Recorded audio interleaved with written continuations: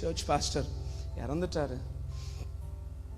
அவர் ஒரு சர்ச் ஓப்பனிங்க்கு வந்திருக்கும் போது அவங்க பையனுடைய சர்ச் பெங்களூரில் சர்ச் ஓப்பனிங், அந்த சர்ச் ஓப்பனிங்க்கு என்னையும் கூப்பிட்டுருந்தாங்க.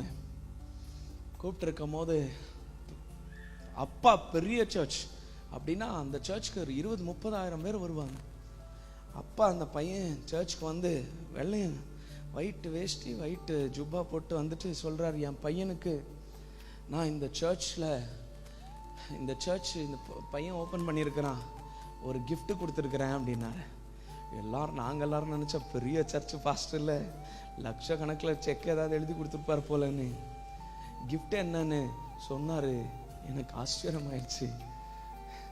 அவர் சொன்னார், ஒரு பாட்டில் கொடுத்துருக்குறேன், அந்த பாட்டிலில்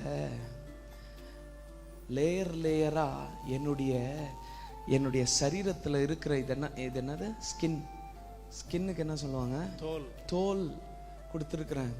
என்ன தோலை கொடுத்துருக்குறேன்றாருன்னு நான் நினச்சா அவர் சொல்கிறாரு, இந்த சர்ச்சை வாழ வைக்க போகிறது பணம் இல்லை, நான் முழங்கால் படியிட்டு இங்கேருந்து பிச்சை தோலை என் பையனுக்கு கொடுத்துருக்குறேன்.